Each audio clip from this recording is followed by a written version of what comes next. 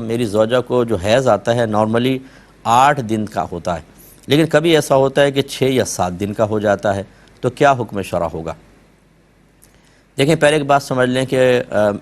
Sisters کے حیض کی کم از کم مدت 3 دن ہے، کہ 3 دن لگاتار آئے گا تو حیض شمار ہوگا، 1-2 دن آ کر بند ہو گیا پھر بالکل نہیں آیا تو یہ حیض نہیں ہے۔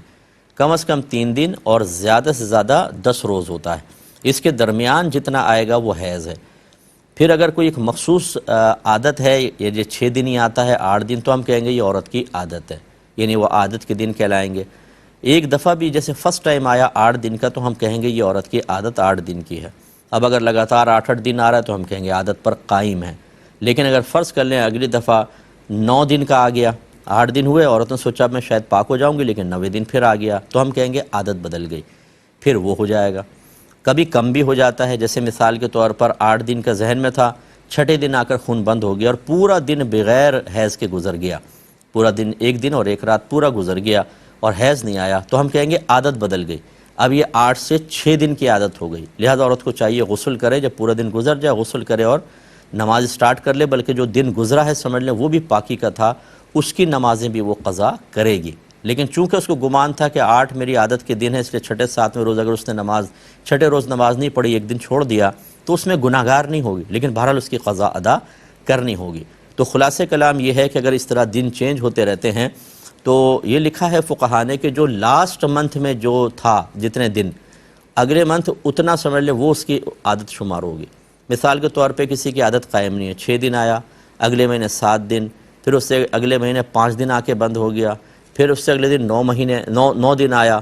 تو اب اگلے مہینے میں وہ کس چیز کا حساب کرے گی، کون سا؟ تو بس جو پچھلے مہینے تھا اس کا، یعنی پچھلے مہینے اگر 9 دن آ کے بند ہوا تو ذہن میں رکھے کہ 9 دن، لیکن فرض کر لیں کہ اب بیچ میں اس سے اگلے مہینے 6 دن آ کر پورا دن اس کے بعد بغیر حیض کے گزر گیا، تو سمجھ لیں عادت بدل گئی، پھر وہ غسل کرے اور نمازیں سٹارٹ کر لیں۔ لیکن یہ اس میں اور بھی مسائل ہوتے ہیں، میں گزارش کرتا ہوں اپنی بہنوں سے، میری کتاب ہے طہارت کے مسائل، یہ کہیں سے کتاب آپ لے لیں، یہ بیسٹ بک ہے،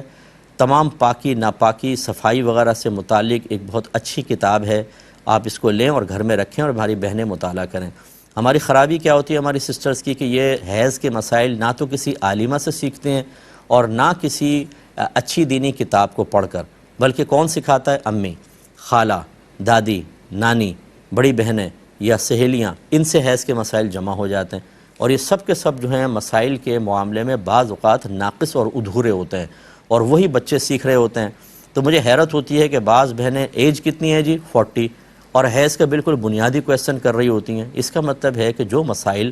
آپ کو 9 سال کی عمر سے پہلے سیکھ لینے چاہیے تھے، آپ 40ویں سال تک بھی نہ سیکھ سکیں، اس لیے پھر گناہگار ہوں گے، یاد رکھیں۔ تو آپ وہ کتاب لے لیں تو بہت آپ کو انشاءاللہ فائدہ ہوگا۔